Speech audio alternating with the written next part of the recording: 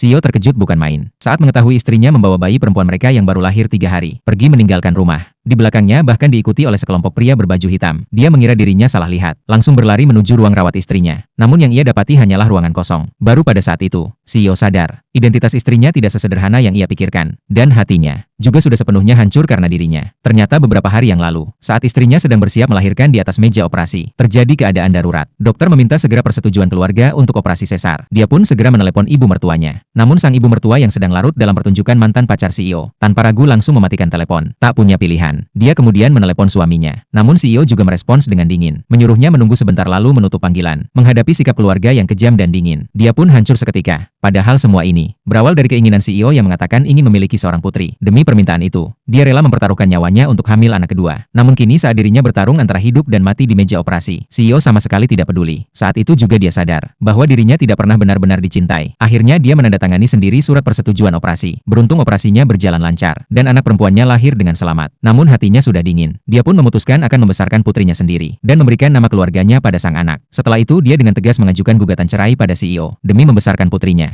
Dia menghubungi seorang profesor dan menerima tawaran untuk kembali ke laboratorium, bersiap untuk memulai hidup baru. Di saat bersamaan, CEO yang baru saja selesai menonton pertunjukan mantan pacarnya, baru datang menjenguk. Namun karena dendam pada wanita yang telah merebut CEO darinya, mantan pacar itu menekan perut istri CEO dengan sengaja. Refleks, sang istri menepuk tangannya. Mantan pacar itu pun langsung berpura-pura kesakitan dan mengatakan lengannya patah. Ibu mertua yang melihat kejadian itu, langsung memarahi menantunya. Sementara CEO malah memperhatikan mantan pacarnya. Melihat semua itu, sang istri pun meledak. Namun CEO tetap berdiri diam. Ia akhirnya tidak tahan lagi, dan langsung mengumumkan ingin bercerai, serta menyuruh mereka semua pergi. CEO terkejut, mengira dia hanya emosi karena dirinya tidak menemaninya. Lalu menyuruh ibu dan mantan pacarnya pulang lebih dulu. Dan dia mencoba menenangkan sang istri. Namun melihat sikap CEO yang tetap acuh, istrinya hanya tersenyum dingin, dan kembali mengajukan permintaan cerai. CEO masih menganggap dia hanya marah, lalu menyuruhnya beristirahat, dan berjanji akan datang besok. Keesokan harinya, saat CEO ingin menemuinya, tiba-tiba dia mendapat telepon dari mantan pacarnya, yang langsung memintanya untuk kembali. Dia pun meninggalkan rumah sakit tanpa berpikir panjang. Tanpa dia ketahui, ibu mertuanya lupa memanggil perawat pengganti, dan dirinya sedang bermain mahjong dengan teman-temannya. Sementara itu, mantan pacar CEO mengirim foto ke istrinya, untuk memprovokasi dan menyombongkan diri. Melihat itu, istrinya pun sepenuhnya sadar, bahwa mencintai orang lain harus dimulai dari mencintai diri sendiri. Dia pun dengan tegas meninggalkan CEO dan keluarganya. Di saat yang sama, CEO sedang jengkel karena anak laki-lakinya susah makan. Mantan pacarnya ingin menunjukkan bahwa dia bisa menjadi ibu yang baik, lalu menggunakan coklat untuk membujuk si anak agar makan telur kukus. CEO melihat itu langsung menuduh sang istri telah memanjakan anak. Namun tak lama setelah itu, anaknya justru dipenuhi ruam merah di seluruh tubuh, dan terbaring lemas di ranjang. Terus memanggil ibunya dengan lirih. Tak punya pilihan, CEO pun menelepon istrinya. Saat panggilan tersambung, istrinya meminta agar ponselnya diberikan kepada anak. Mendengar si anak ingin menonton kartun selama 1 jam.